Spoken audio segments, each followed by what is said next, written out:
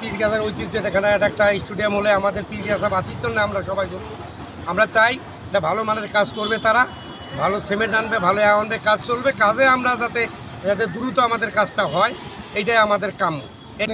মারামারি প্রোগ্রাম করে আসা মারামারি, প্রথমে আমরা এলাকাবাসী আমরা এখানে ছিলাম, ফাঁকা জায়গায় ফট করে এসে কন্ট্রাক্টরকে আহত করলো। আহত করার পর আমরা যেটা দেখেছি নিরপেক্ষ ডিসিশন যেটা দেখেছি, কারো পক্ষেও না।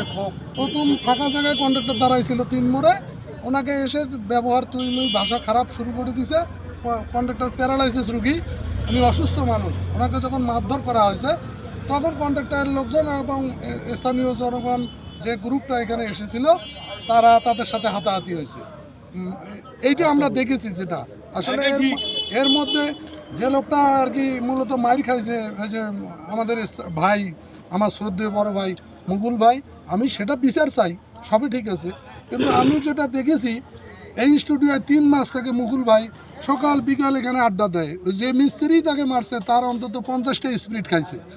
কিন্তু কী কারণে এদের যে কোন গ্যাপ তৈরি হলো আমি বুঝি না। তবে একটা নিউজ আমি যেটা পাইছি সত্য উদ্ঘাটন করা দরকার, এই কারণে আমি বলতেছি। সেটা হলো পাইলিংয়ের কাজটা মুকুল ভাই চাইছিল 2.5 লক্ষ টাকা, ঠিকাদার সেটা বলছে হলো 2 লক্ষ টাকা দিবে, এবং সেটা ঠিকাদার মুকুল বলছে যে আমি 2 লক্ষ টাকা করতে পারবো না, আমার পাইলিংয়ের লোকজন আসতে 5 দিন সময় লাগবে। ঠিকাদার বলছে বর্ষাকাল কাজ ব্যাঘাত ঘটবে, আমার তো জরুরি দরকার ভাই, তাই এই কাজটা আমার তাড়াতাড়ি করতে হবে। তখন ঠিকাদার নবদ্বীপগঞ্জের এক লোকের দ্বারাই পাইলিংটা করাই নিয়েছে 1,90,000 টাকা।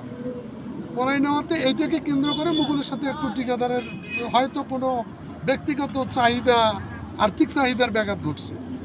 মূলত এই কাহিনীকে কেন্দ্র করে এই সমস্যাটা। হ্যাঁ, কাজের ব্যাঘাত, বালু একটু একটি বালু খারাপ আসছে, আসলো কেন, এটাও অফিসের যারা কর্তৃপক্ষ আছে তারা দেখতে পারে, তারা কমপ্লেন করতে পারে। তারা অফিসে যদি কমপ্লেন করে, অফিসার এটা এসে দেখবে, সমস্যা কি।